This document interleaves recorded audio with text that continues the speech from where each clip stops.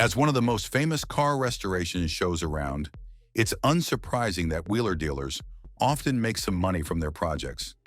As longtime host Mike Brewer has affirmed, the focus of the show is to save cars, but that hasn't stopped him from making juicy profits, while also teaching wheeler dealers' audience about the historical value of these vehicles.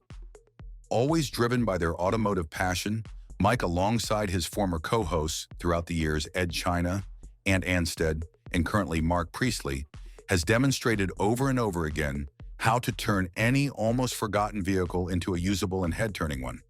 So what are the most profitable projects that the wheeler dealers have worked on? Keep with us to find out. Before getting into the list of wheeler dealers' most profitable projects, it's worth noting that neither Mike Brewer nor his hosts go overboard with their reselling aspirations in the show. According to a report by the specialized site Motoring Research, some of the vehicles shown in the series have been sold for far less than their actual worth, amounting to £500,000 US, $650,000 in profits that they've missed out on, only in the first 10 seasons of the show, considering current value of the vehicles, the low prices they've been sold for, and the varying monetary exchange rates over time. So while it's clear that wheeler dealers doesn't say no to a good deal, it's also evident that their love for cars is by far a stronger driving force behind the show. Here are some of their best profits from seasons 1 to 18. Throughout the 2 decades that Wheeler Dealers has been on the air, no other car has earned as much profit as the 1965 Austin Healey 3000 convertible in season 14. There are many highlights regarding this deal. For a start, it was co-host Ant Anstead's first Wheeler Dealers season, following the exit of Ed China in early 2017. Secondly, the show's producers didn't agree with Mike's decision to purchase the Austin Healey 3000 in the first place, given its initial $35,000 price. Nonetheless, Mike believed not only in his ability to see the potential in the car, but also in his team's skills to make the best out of it. Just as Mike predicted, the car ended up as everything anyone would ever want out of an Austin Healey. Besides upgrading the exhaust system, installing triple carburetors, and fixings to the radiator, the aesthetic improvements were just as marvelous, with the interior passing from black vinyl to red leather, on top of restoring the car's green paint. The car ended up being what Mike described as a true representation of the car's sights, sounds, and senses. After all was done, the car sold for $71,000, surpassing by $26,465 its after-restoration market value of $44,535, making it the most profitable project by Wheeler's dealers.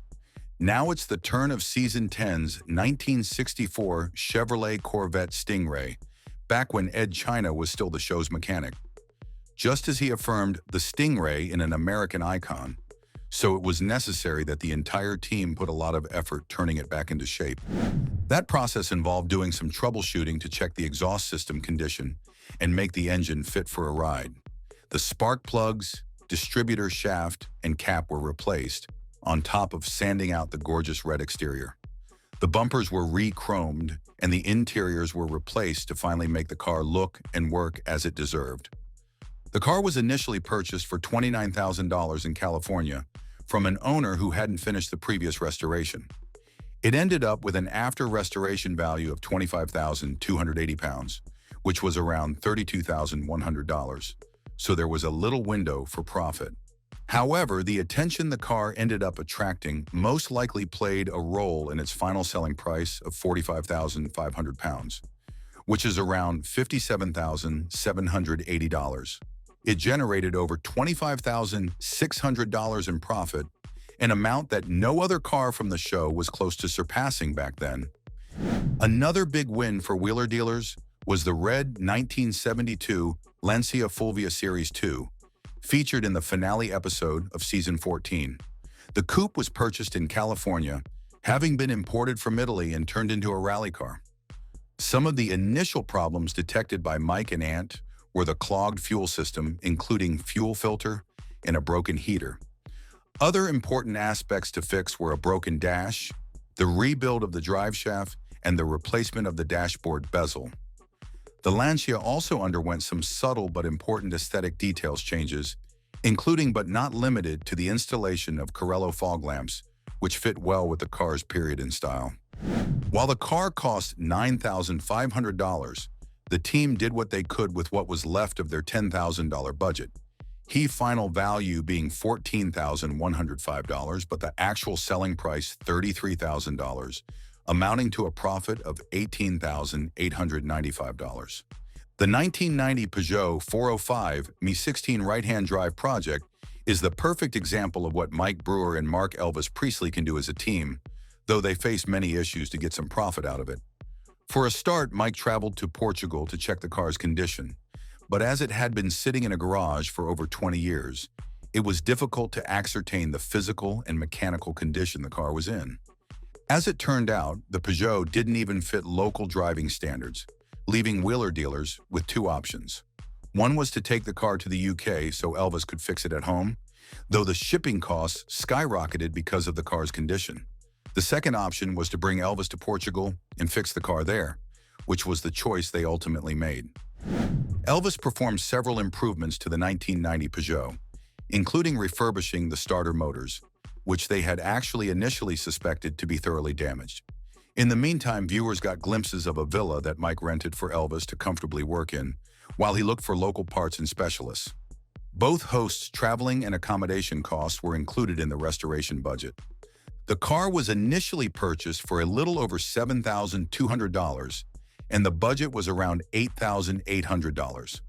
The after-restoration value was over $9,700, but as it sold for around $25,000, the profit was a juicy $15,668.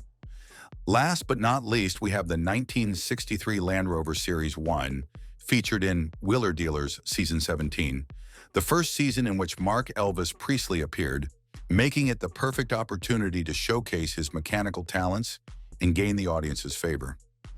That doesn't mean that everything went smoothly, though, as Mike and Elvis had initially thought the car to be a Series 2 instead of 1, a confusion born from it being registered as a 1963 model. The lack of model accuracy was discovered by Elvis after he stripped down its chassis, finding out that the confusion was due to a mixed rear axle from a Series 2. That meant that several mechanics... Thank you for spending some time with us. Make sure to like and subscribe so you never miss another video. We also handpick these videos, which we recommend you watch next. You can talk to us on all social medias or ask a question in the comments below. Thank you for being with us, and we'll see you back tomorrow.